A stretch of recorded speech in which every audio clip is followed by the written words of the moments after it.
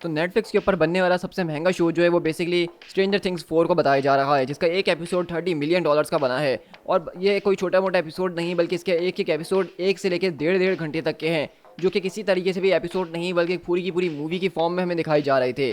तो जैसा कि स्ट्रेंजर थिंग्स सीजन 4 के हमारे पास 2 वॉल्यूम्स को जो है रिलीज किया जाने वाला था, तो उसका पहला वॉल्यूम जिसके अंदर 7 एपिसोड्स थे उसको मैं देख चुका हूँ। और इस पहले वॉल्यूम को देखने के बाद मेरे पास मेरे कुछ थॉट्स है जो कि मैं आपके साथ इस हवाले से शेयर करना चाहूँगा कि मुझे ये पूरी की पूरी सीरीज़ का पहला वॉल्यूम कैसा लगा और क्या दूसरे वॉल्यूम के लिए मैं काफ़ी ज़्यादा एक्साइटेड हूँ भी कि नहीं। सो guys, this is P tiger और आज की इस वीडियो में मैं आपके साथ करूंगा स्ट्रेंजर थिंग्स सीजन 4 का रिव्यू। तो इस पूरे के पूरे रिव्यू के अंदर मैं ज़्यादा तो नहीं लेकिन छोटे मोटे स्पॉयलर्स को भी डिस्कस करूंगा जो कि सीरीज़ को समझने के लिए काफ़ी ज़्यादा ज़रूरी है, इस रिव्यू को अच्छे से जानने के लिए।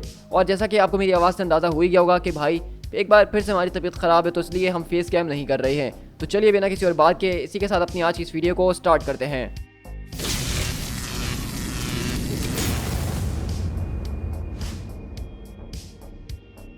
तो इस पूरी की पूरी सीरीज़ की अगर मैं कास्ट की बात करूं तो सबसे ज़्यादा इंपॉर्टेंट चीज़ जो इस पूरी की पूरी सीरीज़ की थी वो कास्ट ही थी, और सबसे ज़्यादा बजट इनका इस पूरी की पूरी कास्ट को ही इकट्ठा करने में गया होगा। क्योंकि अगर हम बात करें यहाँ पे 11 के कैरेक्टर की, जो कि इस पूरी की पूरी सीरीज़ की शुरू से एक हाईलाइट रखी है, अब वो कैरेक्टर यानी कि मिली बॉबी ब्राउन जो है वो पूरे के पूरे हॉलीवुड के अंदर एक अच्छा और मशहूर नाम बन चुका है। और जिस तरीके से वो पहले स्ट्रेंजर थिंग्स के शुरू में हमें दिखा करती थी, अब वो एक वो नहीं रही बल्कि एक अच्छी खासी स्टार बन चुकी है। तो उनको ही कास्ट करना इस पूरे के पूरी सीजन के अंदर एज अ मेन लीड वही सबसे बड़ा टास्क इस पूरी की पूरी प्रोडक्शन के लिए। इसी के अलावा यहाँ पे जो कास्ट थी इसकी बहुत ही ज़्यादा डाइवर्स किस्म की थी, बहुत ही ज़्यादा बड़ी किस्म की थी। और मैं ये कहूँगा कि इसकी कास्ट के जो है हर किसी ने अपनी अपनी तरफ से बहुत ही अच्छी परफॉर्मेंस दी है। खासकर मैं यहाँ पे डेविड हार्बर के कैरेक्टर के ऊपर बात करना चाहूँगा, जिस तरीके से उनको रशिया के अंदर कैद करके रखा गया है और वहाँ पे जो उनके ऊपर टॉर्चर किया जा रहा था, वहाँ पे जो वो पूरी की पूरी एक्टिंग कर रहे थे, वहाँ जो उनके पूरे के पूरे एक्सप्रेशंस थे, मैं उसका बहुत ही बड़ा फ़ैन हो गया हूँ। और मैं ये बात ज़रूर कहना चाहूँगा कि इस पूरी की पूरी सीरीज़ के अंदर मैंने एक्सपेक्ट करा था कि मिली बॉबी ब्राउन की जो एक्टिंग होगी यानी कि 11 के कैरेक्टर की, वो बहुत ही ज़्यादा फिनोमिनल किस्म की होने वाली है। लेकिन सच कहूँ तो मैं उनसे इतना ज़्यादा इंप्रेस नहीं हुआ हूँ। उन्होंने बिल्कुल अपनी सेम वैसे ही एक्टिंग करी जिस तरह से वो अपनी पिछले स्ट्रेंजर थिंग्स के सीजन में करते हुए आई है। कुछ भी जो है स्टैंड आउट करता हुआ नज़र नहीं आया मुझे।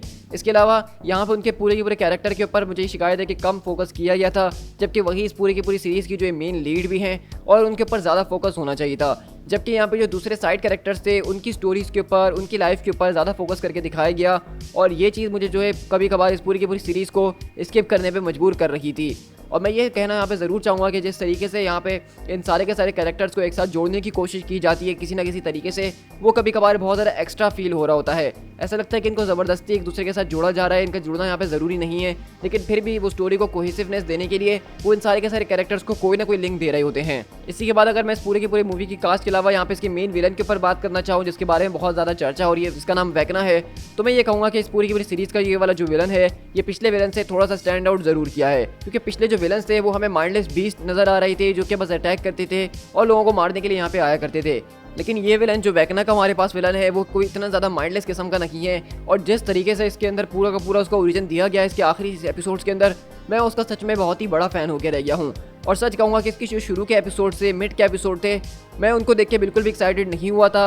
मैं बस किसी ना किसी तरीके से सीज़न को पूरा कंप्लीट करने की तरफ जा रहा था। लेकिन जब ये अपने second last third last episode के ऊपर सीरीज़ पहुंची थी तो ये सच में बहुत ही ज़्यादा इंटरेस्टिंग हो गई थी। और जिस तरीके से आखिरी एपिसोड के अंदर सारी की सारी चीज़ों को रिवील किया गया है और आगे जो चीज़ों को सेट किया गया है, मैं उसका सच में एक बहुत ही बड़ा फ़ैन होकर रह गया हूँ।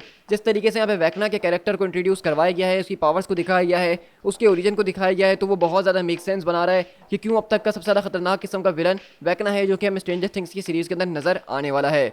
इसी के बाद अगर मैं सीरीज़ के साउंड ट्रैक्स के ऊपर बात करूँ तो वो तो मेरे फेवरेट हैं। मतलब स्ट्रेंजर थिंग्स एक ऐसे सीजन से मेरी नज़र के अंदर जिनके अंदर सबसे ज़्यादा बेस्ट म्यूजिक को इस्तेमाल किया गया है नेटफ्लिक्स के ऊपर होने वाले। क्योंकि सबसे बड़ी बात कि पूरी की पूरी स्ट्रेंजर थिंग्स की जो स्टोरी है वो 80s के अंदर टेक प्लेस करती है। और 80s का एरा ऐसा है कि जो कि पॉप कल्चर के अंदर, पॉप म्यूजिक के अंदर उसका पीक टाइम माना जाता था, जिसके अंदर ज़बरदस्त किस्म के सॉन्ग्स को रिलीज़ किया गया था। और वही सारे के सारे 80s की थीम का चलाना, वो सारे के सारे म्यूजिक्स को सुनना, वो 80s का ज़माने की चीज़ों को देखना, वो एक ऐसी ज़बरदस्त किस्म की फील दे रहे होते हैं कि आपका दिल नहीं भरता इन सारी की सारी चीज़ों को देख देख के।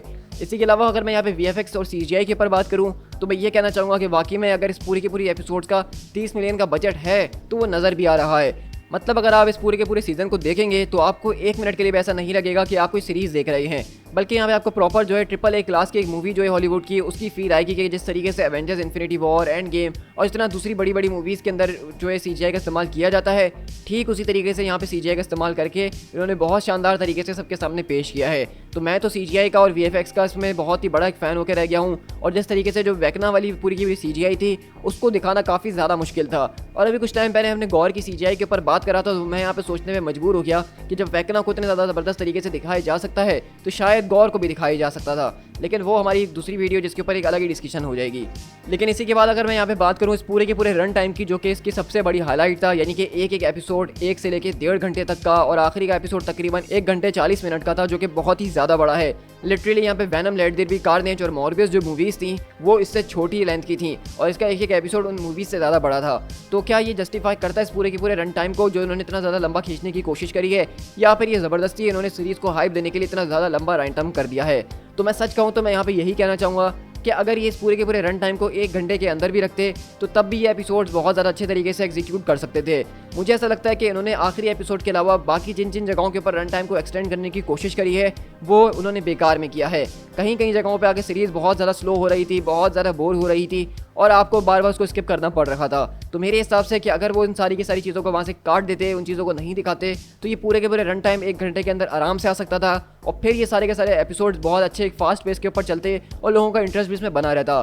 तो मैं यहाँ पे यही कहना चाहूँगा कि इतने बड़े एपिसोड्स बनाना वो तभी ज़रूरी है जब आपके पास एक अच्छी स्टोरी हो जो कि उसको अपने ऑडियंस के साथ जोड़ के लेके चल रही हो, वरना अगर आप इतने ज़्यादा लंबे रन टाइम बनाएंगे तो वो उसको जस्टिफाई नहीं करेगा। लेकिन इसी के बाद अब जैसा कि हमारे पास वॉल्यूम 2 आने वाला है, तो उसके जो 2 एपिसोड्स होने वाले हैं, तो वो दोनों के दोनों एपिसोड्स इनके सारे के सारे एपिसोड से रन टाइम में ज़्यादा बड़े होने वाले हैं। और मुझे उससे कोई शिकायत नहीं, क्योंकि मैं जानता हूँ कि अभी ऐसे बहुत ज़्यादा अनआंसर्ड क्वेश्चंस मौजूद हैं जो कि उनको अपने आखिर के 2 एपिसोड में दे के इस पूरी की पूरी सीरीज़ को कंक्लूड भी करना है।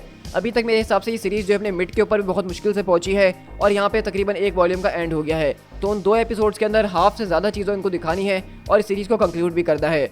और मुझे नहीं लगता कि सीज़न 4 एक आखिरी सीज़न होने वाला है, इसके बाद इसका सीज़न 5 भी आएगा और उसके अंदर चीज़ों को कंटिन्यू किया जाएगा, क्योंकि जिस तरीके से वो स्लो पेस के ऊपर चीज़ों को लेकर चल रहे हैं, मेरा यही अंदाज़ा है कि सीज़न 4 की एंडिंग भी एक बहुत बड़े क्लिफ हैंगर के ऊपर होने वाली है। तो इसके लिए आप लोग पहले से प्रिपेयर रहिएगा।